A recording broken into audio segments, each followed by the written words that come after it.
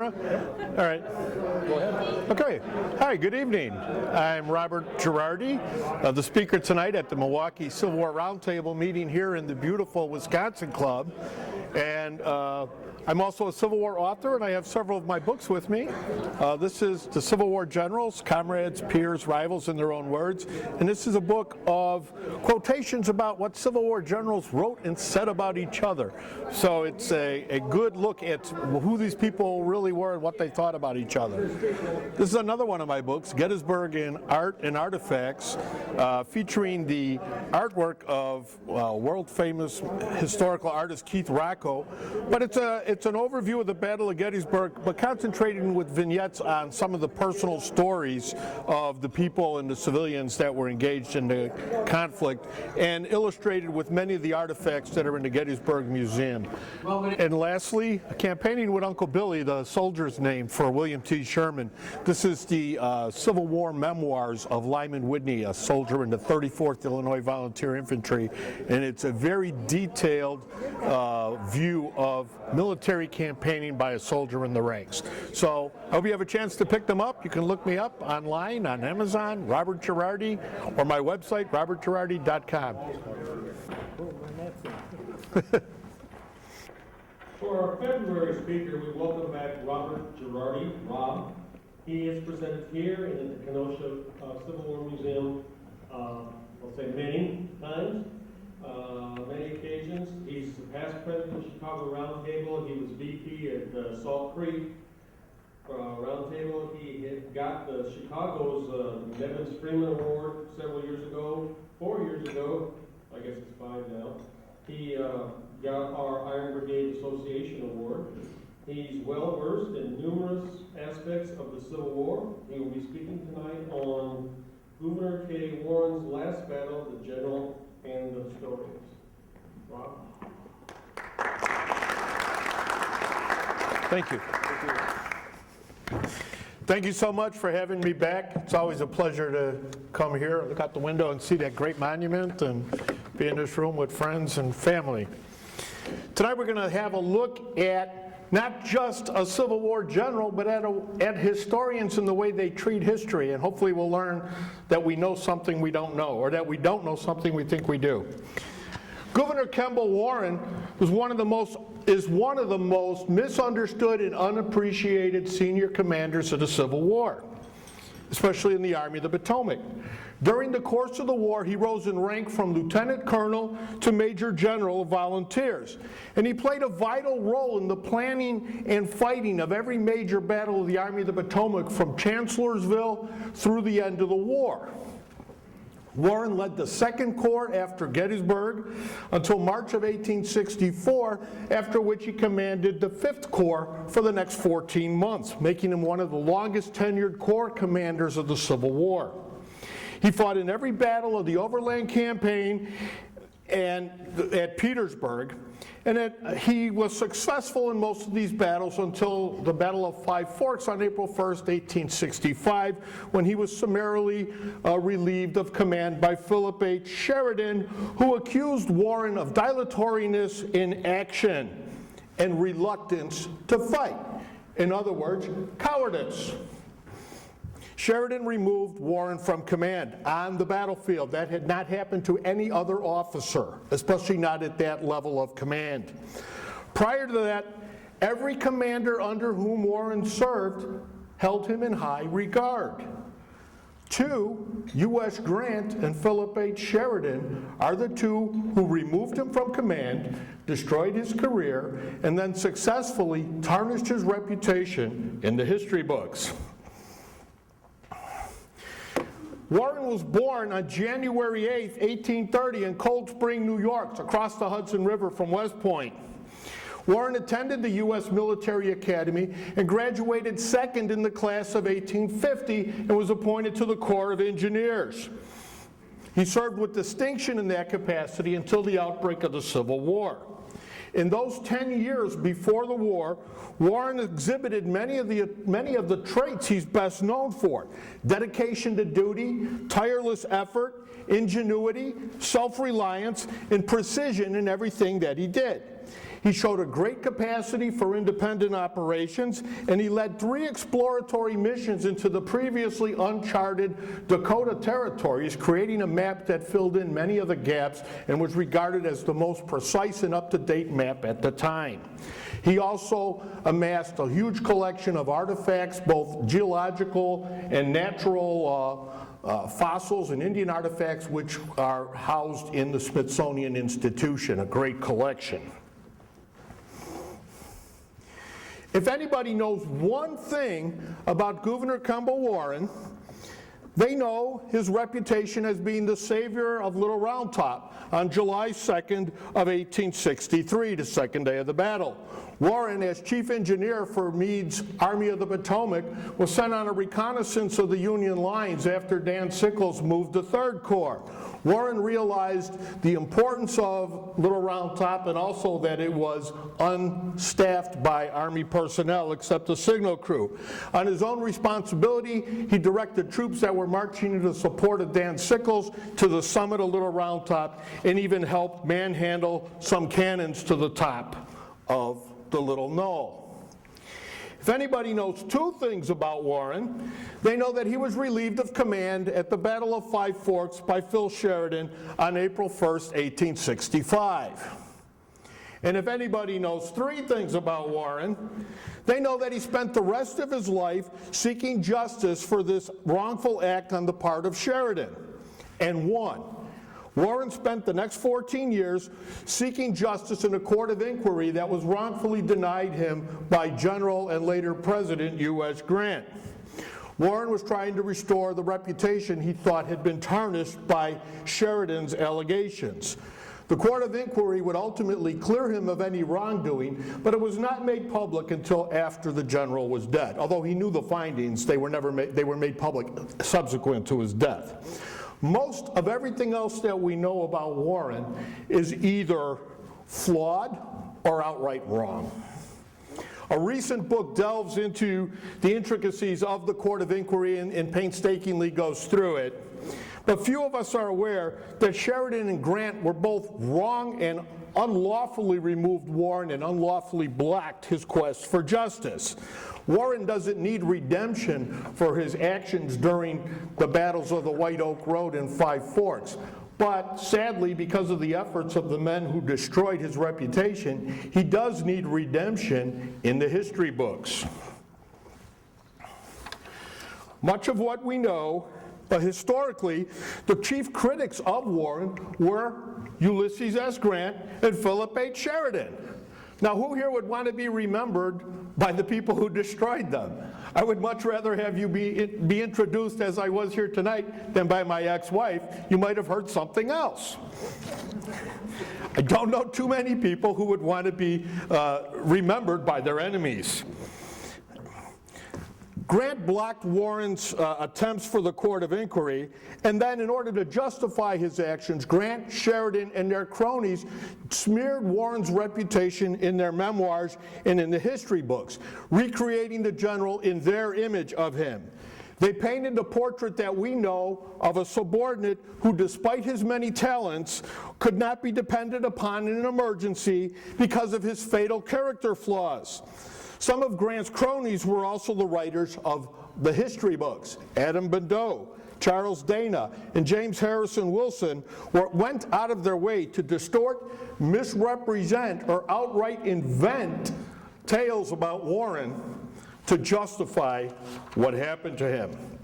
Warren died in 1882, the same year that Adam Bandeau's Military History of U.S. Grant was published. Grant penned his memoirs in 1885. Sheridan's came out in 1888.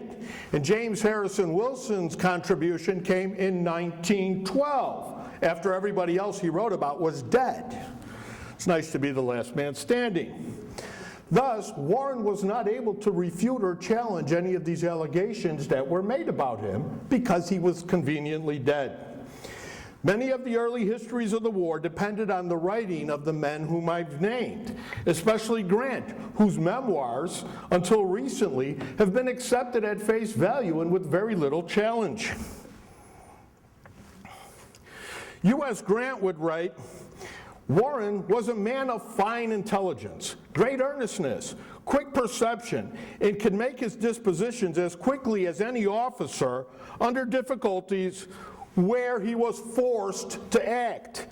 But I had before discovered a defect which was beyond his control. He could see every danger at a glance when he encountered it. He would not only make preparations to meet the danger, which might occur, but he would inform his commanding officer what others might do or should do while he was executing his move. He also said, Grant, there was no officer more capable, no one more prompt in acting than Warren when the enemy forced him to do it. I think that's called damning with faint praise. That's the way I learned it. Adam Badeau, in his Military History of U.S. Grant, would write, Warren never seemed to appreciate the tremendous importance in battle of time. He elaborated and developed and prepared as carefully and cautiously and deliberately in the immediate presence of the enemy as if there was nothing else to do. And while he was preparing and looking out for his flanks, the moment in which victory was possible usually slipped away. Warren's gallantry and patriotism were beyond all question. His abilities were marked, and his subordination was undoubted. And yet all were wasted by this one quality of intellectual, or rather moral, feebleness. He could not put doubts out of his mind and concentrate all his energies into a moment of action, leaving to others above and below him the responsibilities that belonged to them. While he was cautiously maneuvering, the critical moment passed. He developed his line when he should have assaulted, and skirmished and felt the enemy till the enemy either escaped or fortified in his presence. And when he was quite ready, there was often no occasion for readiness. Badeau's imagination would make Walt Disney jealous. He doesn't provide a single practical example other than an allegation without an example to back it up in fact. And he's not alone in that regard. Philip H. Sheridan despised General Warren. He did not want the 5th Corps with him in the Shenandoah Valley in 1864, and he certainly didn't want them in the closing actions of the 1865 campaign in March and April. Warren and Sheridan had bad blood dating back to the Battle of the Wilderness. Warren had marched all night on March 31st to come to Sheridan's relief, and he waited upon arrival in Sheridan's presence for several hours before Sheridan even acknowledged his presence and called him forward to discuss the day's action. When the attack at Five Forks began, Sheridan had pointed out he didn't reconnoiter the lines, and he drew a map in the sand in front of Warren, which misplaced the Confederate flank. And so when Warren went off and marched and realized the mistake, he had to correct it on the battlefield. Ended up in the Confederate rear, swept them from the field. Sheridan was furious that he couldn't find Warren when he wanted him, accused him of not being on the battlefield, and relieved him of command, without telling him, by the way.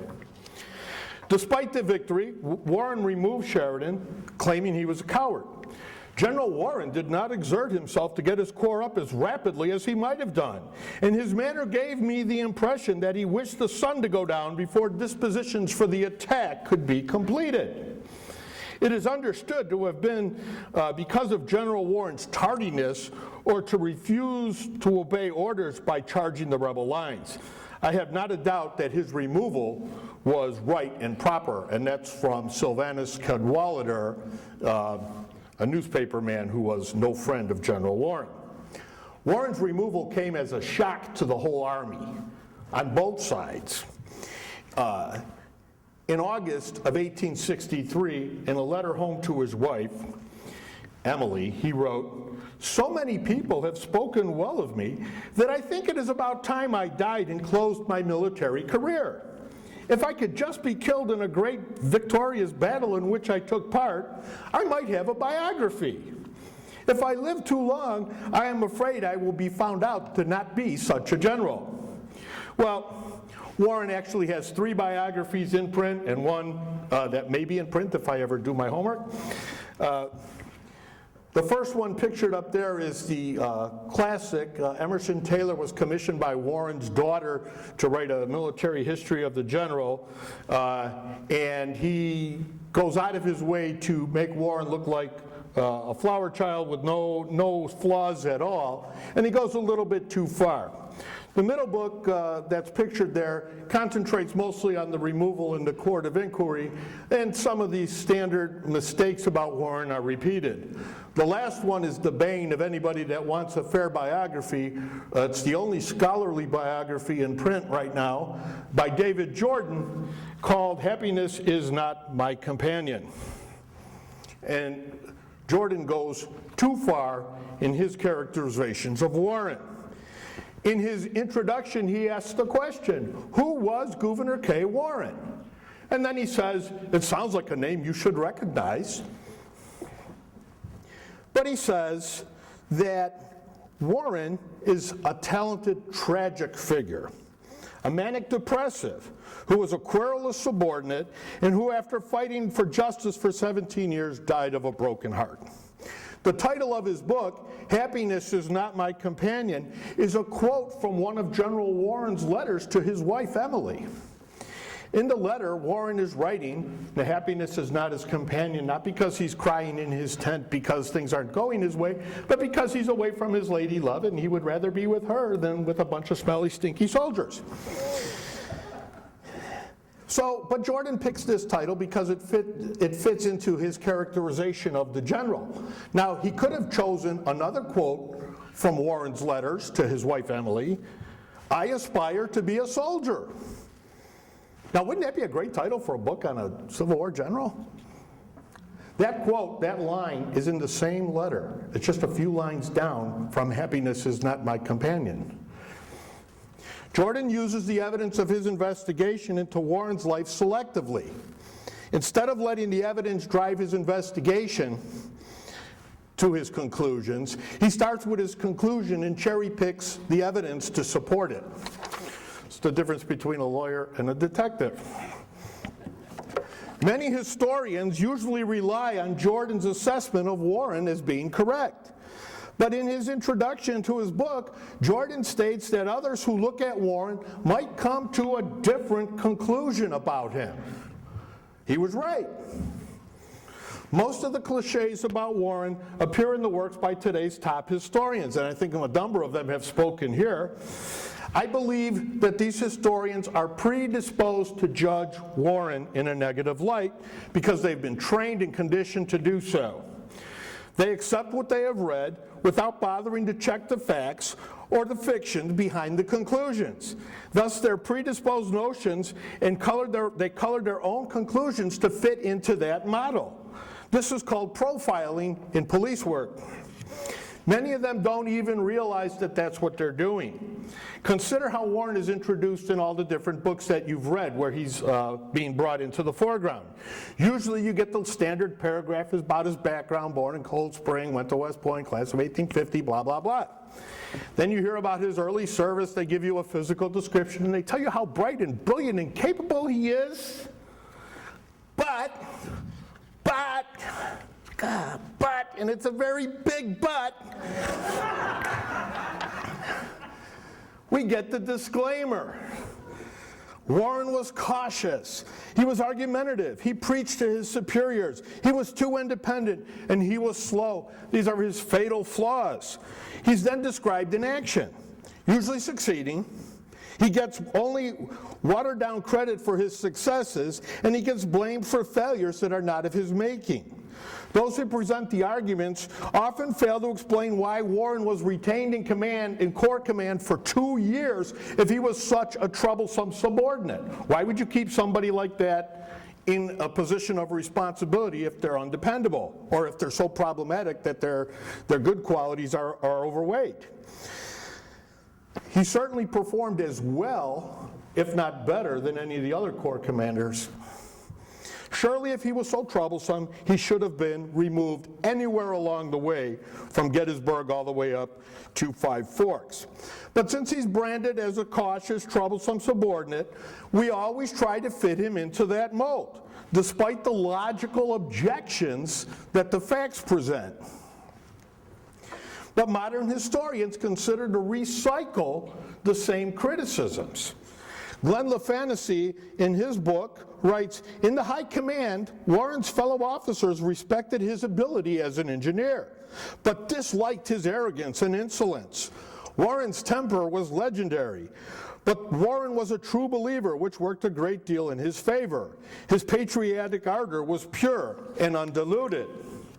Gordon Ray has styled Warren as an odd duck, who despite being scholarly and intense, rubbed people the wrong way. Warren was intelligent, energetic, and brave, he writes, but glaring deficiencies canceled these strengths. Warren handled his troops with excessive caution and habitually questioned orders rather than promptly executing them. He was rude and curt and critical to a fault. He was an excellent engineer and cartographer with a spectacular combat record. But, he was a nitpicker with a penchant for meddling in matters that were none of his legitimate concern. After the Wilderness, he became cautious and was unable to bring himself to assault breastworks. Frank O'Reilly states that Warren reinvented himself after each of his successes and failures. Yet another historian has characterized him as competent but uninspiring, playing off the old Army prejudice that engineers won't fight aggressively. These negative characterizations have become so common that they're accepted as fact, even when no substantiation is offered. In several new works, the authors take deliberate, mean-spirited swipes at Warren, as the following quotes demonstrate. "Warren was an obnoxious little creature, but others saw him as promising. The beady-eyed staff officer would earn a reputation for overcautious slowness. Warren was a finicky micromanager who too often proved willing to let his own sense of what should be done trump the orders of his superiors." Now, having assessed his character, the authors usually detail all the positive things he accomplished during the campaign. Clearly, their negative opinions have been shaped by what they read about his character from the same sources. But they don't cite the sources that lead them to believe otherwise. In this manner, their works are flawed from their blind acceptance of others' opinions or predispositions to find fault. An example, Richard Summers in Richmond Redeemed, that fabulous book about the 5th Offensive at Petersburg, writes of Warren at the Battle of Peebles Farm in September of 1864. Warren led the 5th Corps and was cooperating with 9th Corps Commander John Parke to make an attack to try to reach the South Side Railroad. Warren's men captured a fort, but Parke, the senior Corps commander, refused to carry on the attack, and witnesses saw Warren begging Parke to give the order so they could continue their successful assault and reach the objective, the South Side Railroad. Parke wouldn't do it. Summers blames Warren. Why? He wasn't the senior commander on the field. It wasn't his call. Warren was hesitant, Summers writes, not just because he feared danger, not just because he feared imperfection, but also because he feared responsibility. Keep in mind that Warren called off the attack at Mine Run the previous fall on his own responsibility. What bothered Warren was the responsibility for grand tactics, making the fateful decision to precipitate battle, and concerning himself with potential enemy responses beyond his sight. This made him hesitant. He also writes, with 5th Corps headquarters providing little leadership, the responsibility for getting through the woods rested on the veteran soldiers. They did not know the strategic and personal characteristics that restrained Warren, but they knew enough to proceed slowly and cautiously. Now wait a minute. If the soldiers don't know what the general does, and if you're criticizing the general for being slow and cautious, why are you praising the soldiers for being slow and cautious? Somebody's got to fight. Like so many engineers, Summers writes, the New Yorker abhorred the uncertainties of war and wanted to arrange everything perfectly before acting. He also writes, few other Corps commanders then in Virginia could handle combat as well as Gouverneur Warren. If only a senior officer was around to free him from operational responsibility. And finally, I say, it's no coincidence that most of these negative characterizations of Warren became apparent only after the publication of the memoirs of U.S. Grant. George Meade is primarily responsible for elevating Warren to Corps command. The two generals had a good working relationship going all the way back to Fredericksburg and the Battle of Chancellorsville. Meade mentored Warren, and he actually wanted him to be his chief of staff, but Warren preferred to remain in the position of chief engineer. But Meade would rely heavily upon Warren's counsel and judgment. The two were an effective team. But they had a blow-up in June of 1864 at Petersburg after the failed assaults of June 18th. And Warren and Meade had a shouting match in the presence of other officers and soldiers, which did not bode well for either of them. Meade was so infuriated, because he was such a mild-mannered man, Meade wrote this scathing letter requesting Grant to relieve Warren from Corps command. And this was part of what he wrote. No officer in this army exceeds General Warren in personal gallantry, in activity, in zeal and sleepless energy, nor in devotion to his duties. The defect with General Warren consists in too great reliance on his own judgment and in an apparent impossibility on his part to yield his judgment so as to promptly execute orders, where these orders should happen not to receive his sanction or be in accordance with his views.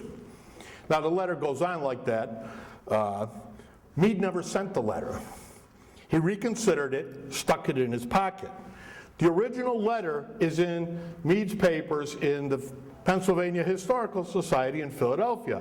And if you look at the letter, you'll see Meade's handwriting saying these things. Now, if you look at John Simon's volumes of the papers of Ulysses S. Grant, this letter is in its entirety in one of those volumes, whichever the appropriate one is, and it has this bizarre punctuation in it. So between sentences, there's these long dashes or double hyphens or whatever, and it's a really strange punctuation. When you look at the original letter, those aren't dashes or hyphens. Those are periods written in anger. You can see the impression on the paper and the tails going off. It's misunderstood. Meade was more angry at Warren than he had ever been, but he realized he needed him, and he put the letter in his pocket. Most historians, even national park people, will cite this as the vindication of why Warren was ultimately relieved, because of this defect in his character. But further down in that letter, Meade writes to Grant, same letter, I would rely on Warren's judgment 9 times out of 10. The letter is more praiseworthy of Warren than it is condemning. It's just one of those strange things. Nobody ever reports the other part of that letter. Now, Warren responded to this letter, which he heard about but never saw, and his letter to Meade is equally direct, but nobody ever quotes from that letter. Marcina Patrick was the provost marshal of the Army of the Potomac, and he did not like the young officer's rise to power. He had no regard for Warren at all and resented this youngster coming up to such a high position of command. Warren has been so puffed up, he wrote, and elated and swelled up, that his arrogance and insolence are intolerable. He is a very loathsome, profane, ungentlemanly puppy in power. But other officers in the same army had a high regard for Warren. Alexander Hayes and John Gibbon described Warren as being the rising star of the army. Alexander Webb, chief of staff for Hancock, also praised Warren, stating he was always where he was supposed to be and doing whatever was expected of him. Frank Haskell, the chronicler of the Battle of Gettysburg, wrote, Warren is a man of the right sort, and I am getting to like him much. Such men as he are required to end this war. Men who will not hesitate to strike when a chance occurs, and who will hanker after a chance and run forward to meet it. Wait, this is the cautious guy. And Washington Roebling, who was an engineer on Warren's staff and later became his brother-in-law before building the Brooklyn Bridge, his chronicle of the 1864 campaigns, a daily diary, shows aspects of Warren's character that show, far from being this temperamental manic depressive, we have a very human man who was always involved in doing something. He was anything but the cautious warrior he's portrayed as. Two other primary sources from the Army that we often use are Theodore Lyman, whose book Meade's Headquarters has been published and then reissued in more detail, and Charles Wainwright's Diary of Battle. Wainwright was the artillery commander of the 5th Corps. Wainwright had a mixed relationship with Warren. He loved and hated him, but he was mostly angered by him because he didn't feel Warren gave him enough freedom or enough credit. So he portrays him as being a temperamental, profane authoritarian. He admires and detests him. He admires his talents, but he disdains him because he feels he's not getting the independent authority that he wants for himself. Theodore Lyman describes Warren as, quote, the only man of inborn originality in this army. But he is also driven to distraction by Warren's propensity to go out and reconnoiter the line. So when Lyman comes from Meade's headquarters looking for Warren, instead of finding a general sitting in his tent, he has to ride beyond the picket line and get shot at to go tell Warren what he wants. And he's resentful of this. Neither one of these men understood, neither one of them ever commanded anything at a high level. Wainwright did command the 5th Corps artillery, but they didn't seem to comprehend that their role was to serve Warren, not the other way around. It wasn't his responsibility to accommodate them. But we rely on these sources very heavily. How about Joshua Chamberlain? He wrote of Warren, he was well capable of organizing an entire plan of battle on a great field. He would have been an admirable chief of staff of the army where brains outweigh temperament. He could see the whole comprehensively and adjust the parts subordinate to it. But he had a certain ardor of temperament, which although it brought him distinction as a subordinate commander, seemed to work against him as a corps commander. It led him to go in personally with his troops and when a sharp fight came on. Doing this, when having a larger command, one takes the risk of losing command of the whole. Now note, he doesn't say that he does lose command, only that he risks losing it. Chamberlain devoted an entire book, The Passing of the Armies, as a defense against what Sheridan and Grant did to Warren at Five Forks. How about some more critics of Warren, contemporary critics? Charles Dana, Assistant Secretary of War, newspaperman, and Sylvanus Cadwallader, another reporter. You know you're going to get the truth if it's in the newspapers. As Assistant Secretary of War, Dana spent much time traveling with the Army. He was a crony of Grant's and a notorious gossip, and he did not like Warren. And his reports back to the War Department are filled with little snipes and commentaries about Warren and everybody else he didn't like, which was everybody else that he met. He played fast and loose with the facts, but even he was forced to praise Warren on a number of occasions, like when Warren forced the passage at the North Anna River when nobody else was able to. Sylvanus Cadwallader would write, there were two prominent generals in front of Richmond whom I instinctively distrusted, Gouverneur K. Warren and Benjamin Butler. Warren forfeited the high estimation in which Grant once held him. He was egotistical. His caution was excessive. His distrust of everyone's judgment, which ran counter to his own, was universal.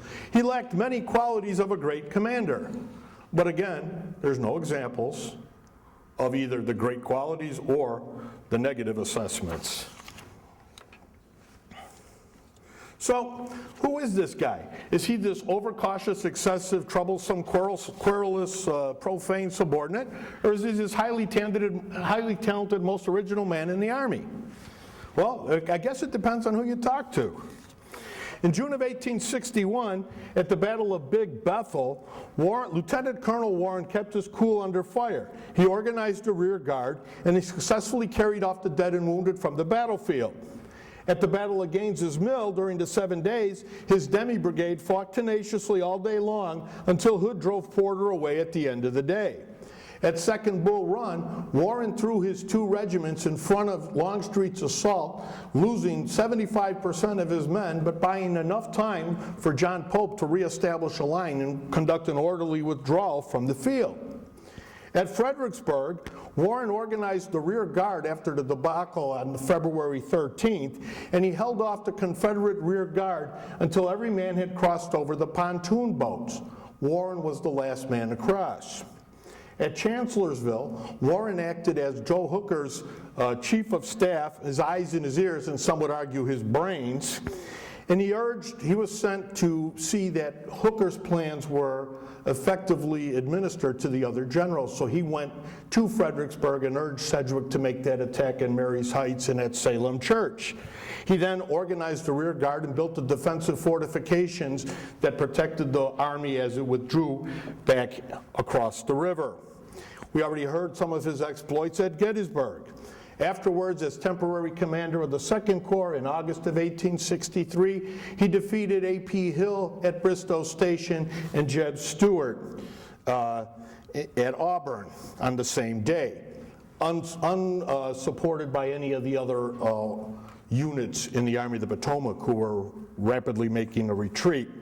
At the Battle of Mine Run in November of 1863, after reconnoitering the lines and urging Meade to attack where a weak point was, in the early morning hours, minutes before the assault was to go forward, Warren and Washington Roebling, dressed in greatcoats, crawled bellied up to the picket line, went forward, and discovered that during the night Robert E. Lee had completely dug in and made almost impregnable entrenchments. And on his own authority, he called off the attack.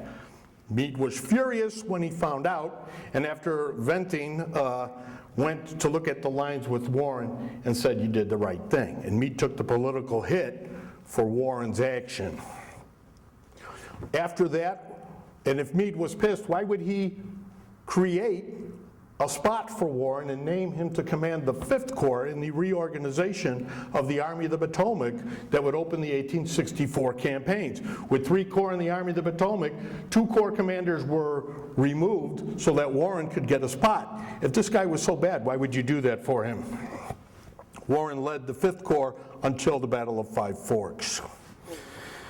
While many generals are criticized for not reacting to the changing tactics and the proficiency of both weapons and fortifications, Warren is criticized because he did. What has been regarded as caution or hesitance in attacking breastworks might be looked upon as prudence for somebody who built those defenses and knew what their capabilities were, and looked for a better way to attack them than Grant's head-on approach. Nobody could accuse Warren of physical cowardice, certainly not the men of the 2nd Corps, whom he led to victories in Hancock's absence, and who loved him for not sacrificing them needlessly at Mine Run. You should read some of their letters about what they thought of General Warren. He's been criticized more than any other Civil War general almost, both for what he did and for what he didn't do. He's criticized for making piecemeal attacks, and he's criticized when he was ordered to, but he's criticized for not making them when he had authority not to. On almost every occasion when an independent action was called for during the Overland and Petersburg campaigns, Warren was called upon to do it, and he was never defeated. Warren had high standards and expectations for himself. He had little regard for those who did not adhere or perform to his level of professionalism. So he did not tolerate fools wisely, and he was not shy about saying that vocally. At his headquarters, Grant was referred to as useless Grant. But his commands were well policed, well disciplined, and well tutored in the profession of arms. His men were quick to learn the value both of the musket, because he drilled them incessantly, but also the pick and spade. And they were amazed when he would join them in the trenches, digging the fortifications and showing them how to do things and why it was important to. His men loved him. They didn't complain about what he made them do because they saw that he had their best interests at heart. He was demanding, but he jealously guarded the lives and well-being of his men. According to the historian of the Fifth Corps, Warren was not an executive officer. He was, in every sense of the word, a commander and a strategist. When he had the opportunity of testing his strategic ability, he was never found wanting. While there was never in his composition an element of insubordination or lack of desire to carry out any orders given him, yet when detailed instructions were given him, they seemed to rob him of his individuality. If you recall General Patton's quote, "Never tell a man how to do something, tell him what to do and you'll be amazed at how he does it."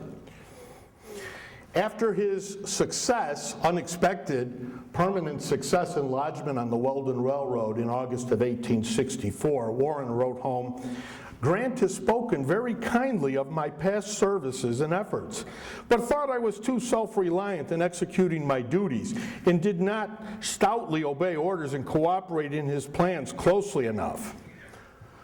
But he did way more than he was expected to do. Why is self-reliance a bad thing, by the way?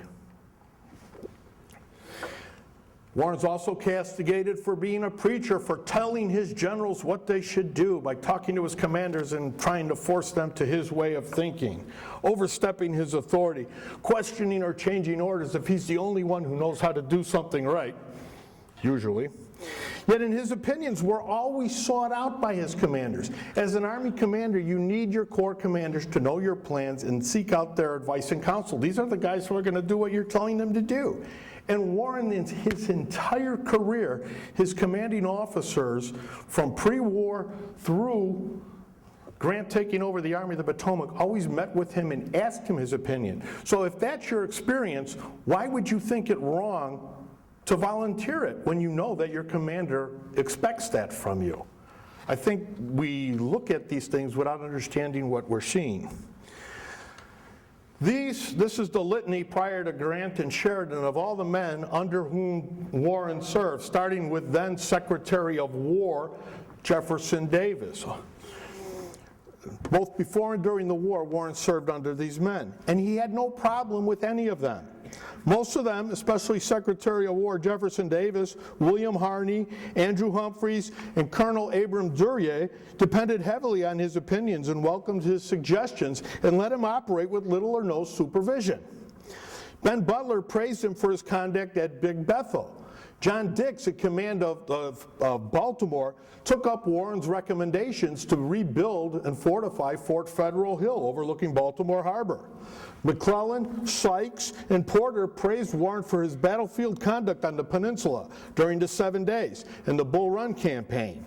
Burnside, Hooker, and Meade valued his expertise in maps and reconnaissance and fort building. Hooker and Meade wanted him as chief of staff, but deferred to him and made him chief engineer. Meade mentored Warren and relied heavily upon his advice and opinions. He raised Warren to Corps command and valued his advice even after Mine Run, when Meade was supposedly disenchanted with him.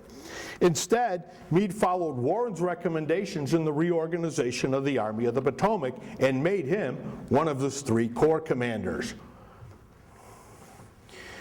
The only commanders who were not impressed by Warren were U.S. Grant and Philip Henry Sheridan.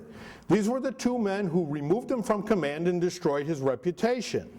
Warren had criticized both of them, Grant for his bloody bludgeon tactics and Sheridan for his mishandling of cavalry numerous times during the Overland Campaign, from the Wilderness's first day until the Battle of Cold Harbor. Yet Grant kept Warren in command of his corps until the end. He tried in February of 1865 to put him somewhere else, but when that failed, he resorted to other means and gave Sheridan the authority to get rid of the person they didn't like. This is Winfield Scott Hancock, who's generally regarded as the premier corps commander in the Army of the Potomac. How do we know this? He was superb. It's in every book we ever read. And of course it must be true. Yet Hancock was really just an average corps commander. He had been made corps commander after the Battle of Chancellorsville. And at Gettysburg, he was wounded on day 3, but at Gettysburg he wasn't acting as corps commander. He was a field commander coordinating all the troops on the field. After Gettysburg, the Second Corps was commanded by G.K. Warren until the opening of the Overland Campaign. And during the Overland Campaign, during the battles of the Wilderness in Spotsylvania, Hancock has some success, but he's no better or no worse than any of the other corps commanders in the Army. He's not so superb. When he was wounded at Gettysburg, Hancock's personal choice for the person to temporarily replace him was G.K. Warren. General Horace Porter, campaigning with Grant on Grant's staff, is often quoted that Grant had a high regard for Warren at the beginning of the campaign. And he says that Grant would always say that if anything would happen to General Meade, Warren was the man that Grant would select to replace him. But then after the Battle of the Wilderness, Warren had fallen in Grant's esteem. Well, this is a bunch of nonsense. Warren was the junior corps commander. He was outranked in seniority by Hancock, by Sedgwick, Hancock, and Burnside, and any or all of them would have been sought to replace Meade before they ever came around to Warren. Otherwise, you risk losing all of them.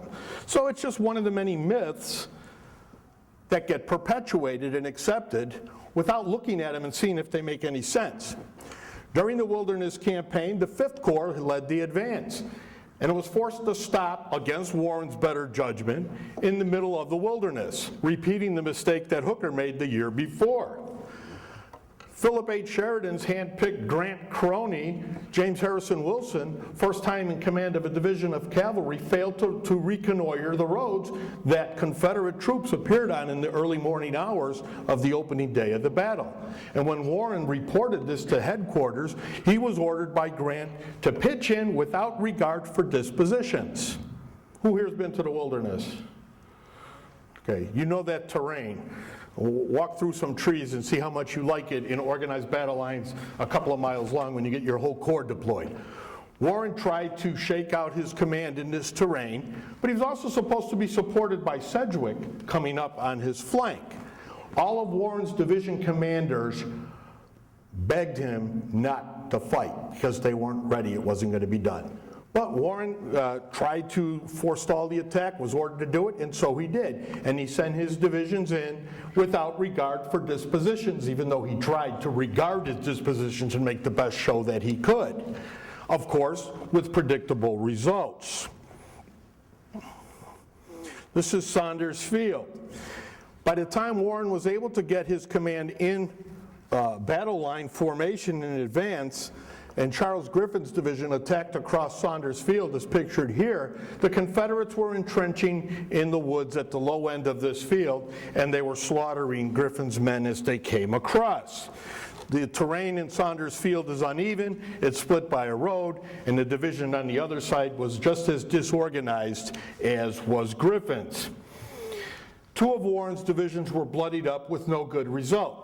The 6th Corps, which was supposed to be supporting him, never got involved in the action. They were miles away. Later in the day, when a second attack was called for, Meade came at Warren's request to look at the lines and called off the attack. Gordon Ray, in his fabulous 4 volumes on this campaign, and they're really good books, says the 5th Corps cowered safely in its trenches rather than go forward into the fight. Well, if the attack was just canceled, why the hell would you go forward? It's illogical, but this is the way that you fit the mold. You fit the facts to suit the mold that you believe is true. So Warren gets criticism for not attacking immediately, but Sedgwick doesn't get any blame for not being where he was supposed to be when he was supposed to be doing it, and where was he in the meantime? Warren was dangerous, though, because he would think on his feet and challenge bad decisions. Supposedly, his conduct during these 2 days, his star lost its luster in the esteem of Grant and Meade. But on May 8th, when the Army of the Potomac is going to pull out of its position at the Wilderness and get to Spotsylvania Courthouse Crossroads, where they could get between Lee and Richmond, the 5th Corps is called upon, under Warren, to lead that advance. Why would you give the most important job to somebody that you had lost faith in? It doesn't make any sense. Warren started the advance at night, got to Todd's Tavern, found Sheridan's cavalry, which had captured the position, bivouacked in the road, delaying the army by several hours before they got the traffic jam out of the way. And by the time Warren's lead elements got to Spotsylvania Crossroads, the Confederates had barely beat them there in force. Warren thought he was facing Jeb Stuart's cavalry, not realizing that the lead elements of Anderson's Confederate infantry were on the scene. So Warren did the job that the cavalry should have done. He sent his men forward to reconnoiter. They saw the position. They saw that they were losing time. And so against his better judgment, but trying to understanding the importance, Warren sent his divisions in as they came up. One of his commanders came to him and begged him to let his men rest for 15 minutes because they were out of breath from having made the long trek almost at the double quick to get there. And Warren said, "I can give you 5. And then he sent them forward, even leading a charge himself of his Maryland brigade. Historian Gordon Ray writes, condemns Warren for these attacks, stating that Warren apparently didn't learn anything from what he had done in the Wilderness.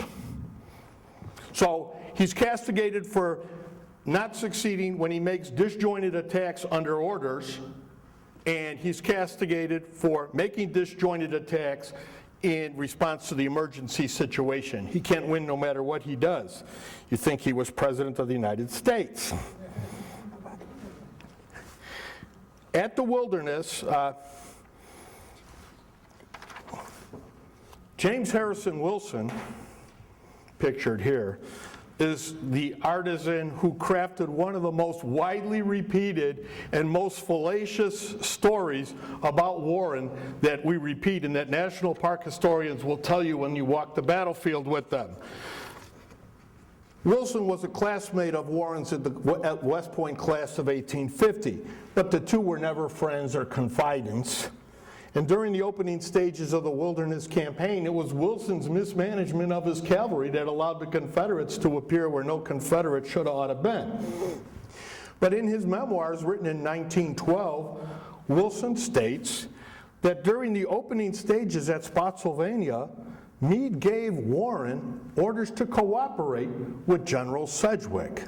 And the ill-tempered Warren exploded in anger at Meade. "I'll be damned if I'll cooperate with Sedgwick or anybody else. You're the commander of this army and can give your orders, and I will obey them. Or you can put Sedgwick in command, and he can give me orders, and I'll obey him. Or you can put me in command, and I'll give the orders, and Sedgwick will obey me. But I'll be goddamned if I'll cooperate with anybody." Oops, Wilson wasn't there.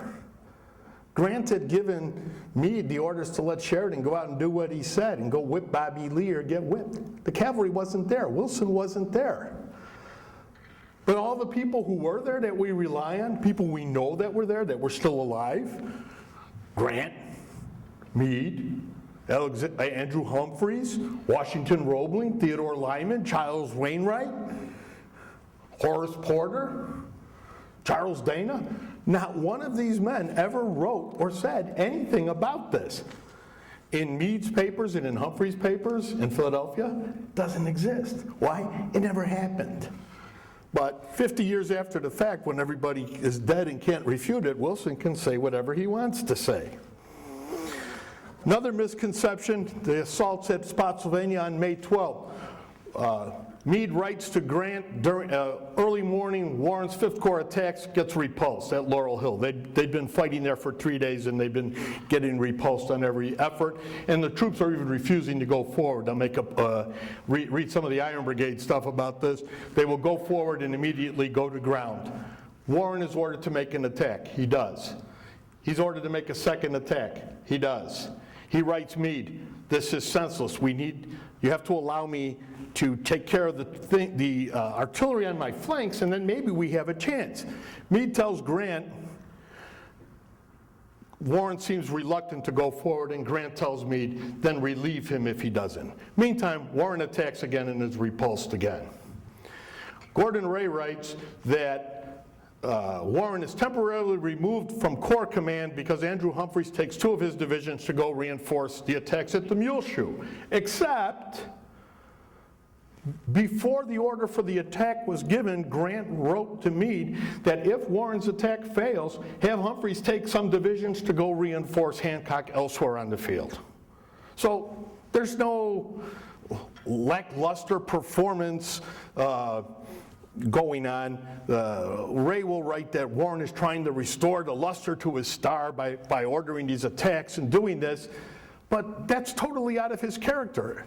It's just these illogical accusations are made with no basis in fact and no evidence to substantiate them the way that they're presented.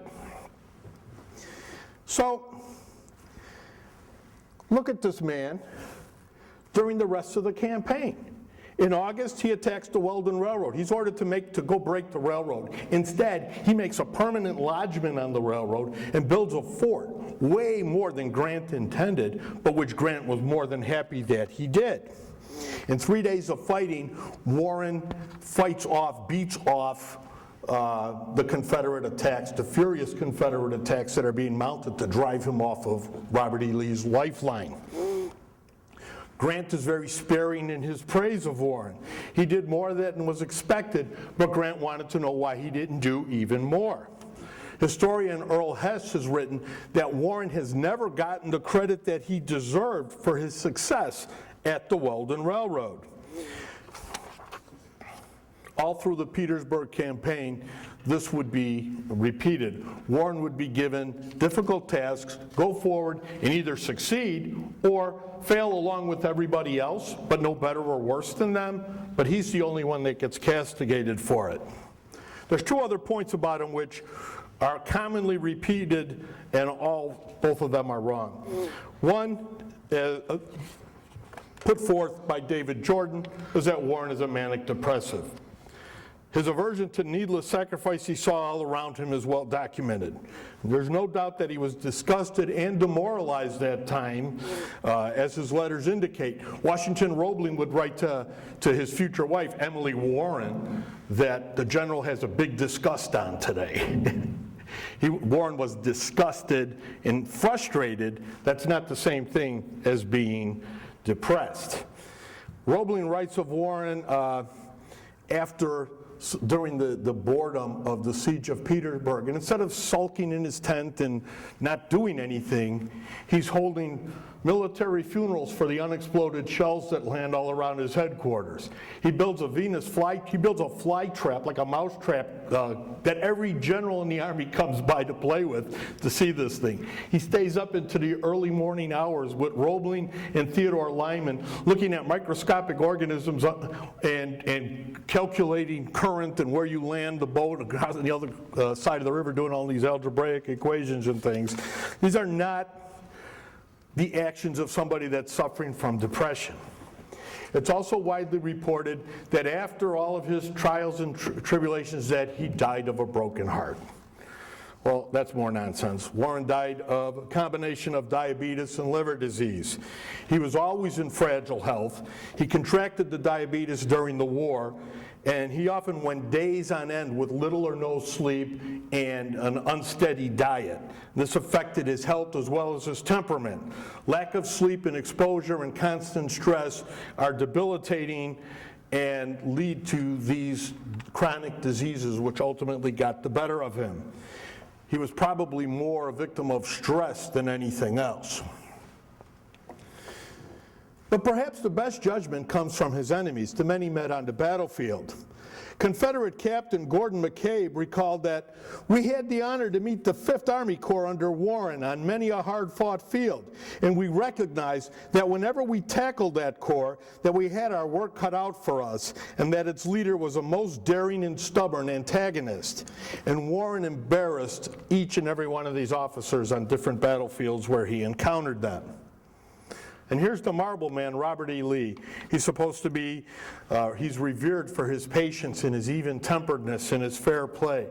But there are several well-documented instances during the war where Robert E. Lee lost his temper and was furiously angry at his generals and commanders. And in most of those occasions, at least 4, the approximate cause of that anger was Gouverneur K. Warren.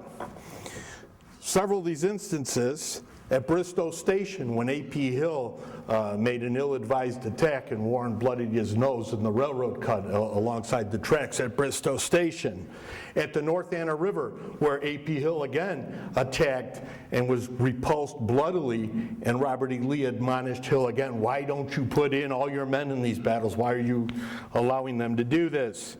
And at the James River, when pulling away from Cold Harbor to make the crossing to get to Petersburg, the 5th Corps was ordered to screen the Army of the Potomac's crossing. And did such an effective job that for 2 days, Robert E. Lee didn't know where the Army of the Potomac was.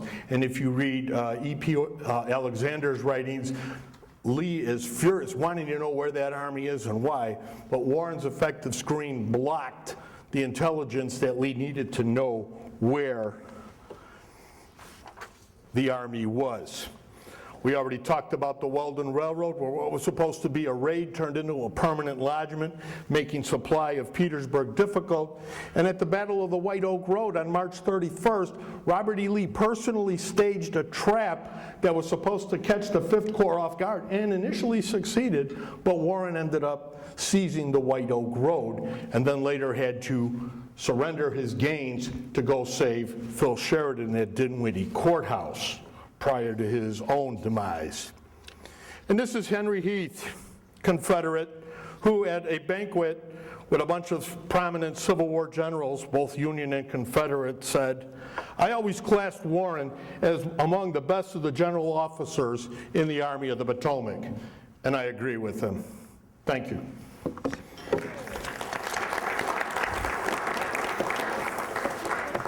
Sure. We have questions? Yes, sir. It would seem that Gordon Ray's 4 volumes is going to be the definitive set for Yes. the next, some years. I'm curious if you've ever had a chance to talk with him personally about how he portrayed Warren and your thoughts on Warren. I spoke